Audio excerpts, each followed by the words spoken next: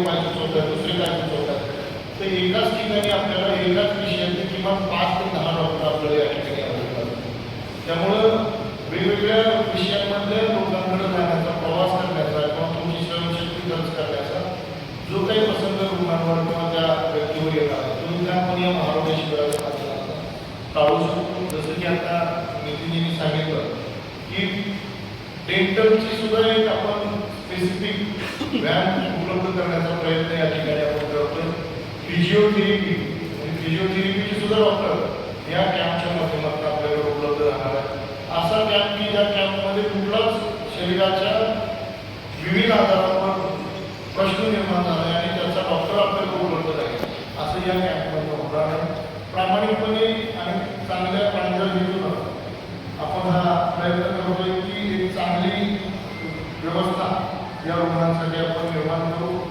धाराशिवमधल्या ज्या सार्वजनिक आरोग्य व्यवस्था आहे त्याच्यामध्ये जिल्हा परिषद असेल, जिल्हा रुग्णालय असेल किंवा आपण मेडिकल कॉलेज असेल याच्या माध्यमातून आपण आज सकाळी आम्ही काळेसाहेब प्रमुख सगळे आमचे नेते मंडळी यांच्यासोबत या तीनही विभागाच्या प्रमुख अधिकाऱ्यांसोबत आम्ही मिटिंग दिली आणि त्यांच्याकडनं ज्या व्यवस्था आपण उभ्या करणार आहोत, ज्या व्यवस्थेच्या माध्यमातून ही महारोगी शिबिर आपण संपन्न करणार आहोत त्या सगळ्या व्यवस्था आम्ही समजून घेतल्या आणि आपणही आपल्या माध्यमातून या सगळ्या विषयाला जागरूकतेनं समाजापर्यंत पोहोचावं, समाजातल्या शेवटच्या घटकांपर्यंत हा विषय पोहोचवावा याच्यासाठी आम्ही आजची पत्रकार परिषद आयोजित केलेली आहे.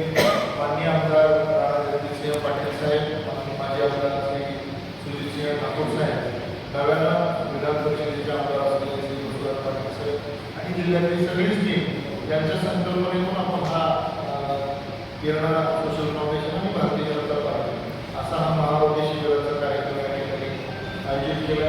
आपले भारतीय जनता पार्टीचे युवा नेते माननीय श्री मल्हार रणजितसिंह पाटील आणि आपली युवा मोर्चाची जी टीम आहे या टीमच्या माध्यमातून आपण एक स्वयंसेवकाची चांगली व्यवस्था या महारोगी शिबिराच्या माध्यमातून निर्माण करतो.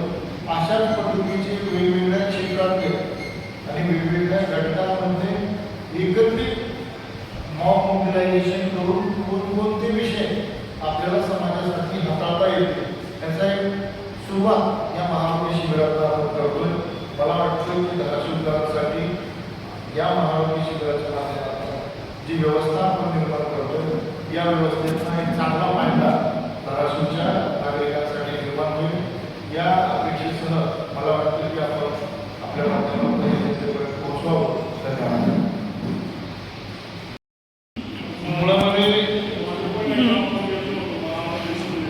महारोगी शिबिरामध्ये गिरीश महाजन साहेब वैद्यकीय शिक्षण मंत्री होते.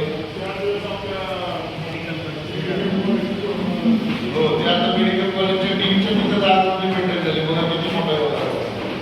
त्यामुळं शिबिराच्या उद्घाटनाचं असं काही पार्टी म्हणून अजून काय असं आपण प्रयोजन केलेलं नाही, परंतु जिल्ह्यामध्ये जे 3 नेते आहेत आपल्याकडं त्यांच्या माध्यमातून आपण करावं असा आपला मानस आहे. किंवा एखादा जिल्ह्यामध्ये एखादी सिनियर व्यक्ती, जिल्ह्यातली एखादी इंटेलेक्च्युअल पर्सन, एखादी चांगली प्रतिनिधी डॉक्टर असं प्रयत्न त्याच्यावर आम्ही आता जे कॉन्सन्ट्रेशन केलं ते कॉन्सन्ट्रेशन आम्हाला असं वाटतं की आमच्या सगळ्या टीमचं असं योजना आहे की 5000 पेशंट त्या शिबिराच्या माध्यमातून तपासलेले आहेत. सकाळी 9 ते साधारणतः 5 वाजेपर्यंत चालणारं हे शिबिर आहे आणि मुंबईवरून पुण्यावरून वेगवेगळ्या ठिकाणावर वेगवेगळे तज्ञ अशी डॉक्टर बोलवले. त्यामुळं त्या डॉक्टरांच्या उपस्थितीचा लाभ जो काही आहे ते आपल्या जिल्ह्यात रुग्णांना आवश्यक व्यक्तींना त्याचा लाभ झाला. त्यामुळं आमचं सगळं फोकस आणि कॉन्सन्ट्रेशन जे आहे ते या लोकांच्या कसं त्यांच्यासाठी आपण हे कसं व्यवस्थित करू शकतो त्याच्यावर आहे. आपण सांगता की बरोबर आहे, शिबिराच्या उद्घाटनासाठी तर आपण मला वाटतं की आमदार साहेबांच्या उपस्थितीमध्ये शिबिराचं उद्घाटन करावं. त्याला ठाकूर साहेब उपस्थित असणार आहे, आमच्या टीम उपस्थित असणार आहे.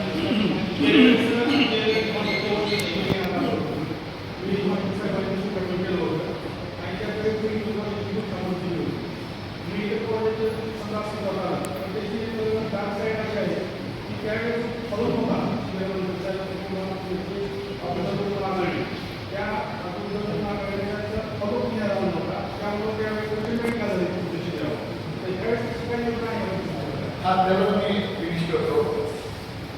वेळेला जी व्यवस्था होती त्या व्यवस्थेमधनं आम्ही अपेक्षित जी रुग्णसंख्या गृहीत धरलेली होती त्यापेक्षा काही पटीनं रुग्णसंख्या अधिकची आहे.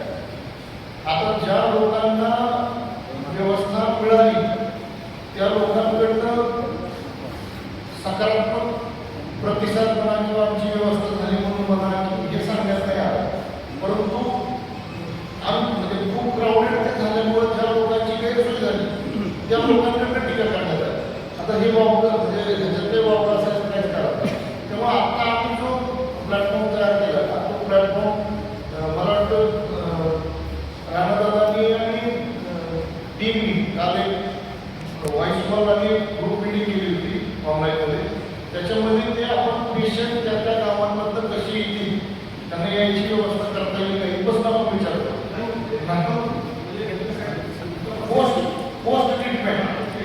पोस्ट ट्रीटमेंटसाठी आपण काय करतोय दोन पद्धतीला.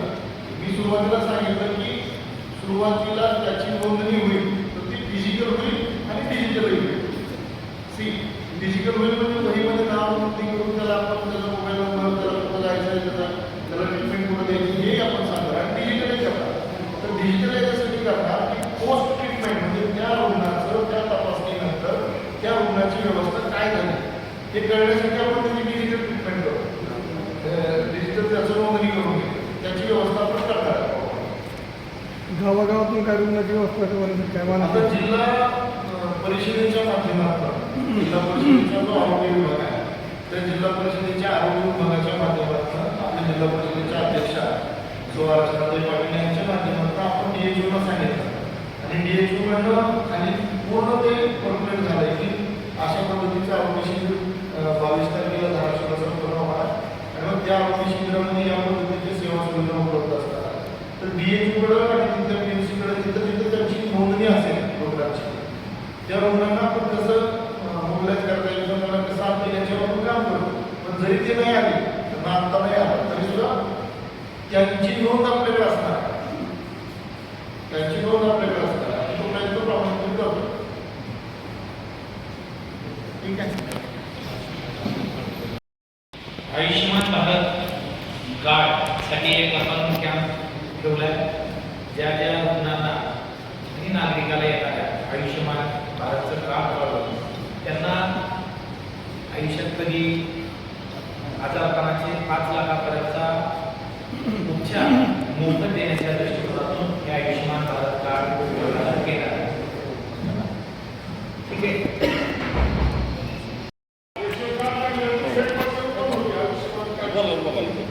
ठीक आहे. यामध्ये तुम्ही निदर्शनात आणून दिलं याबद्दल आपण योग्य ठिकाणी आदेश देण्यासाठी त्यांना सूचना करू.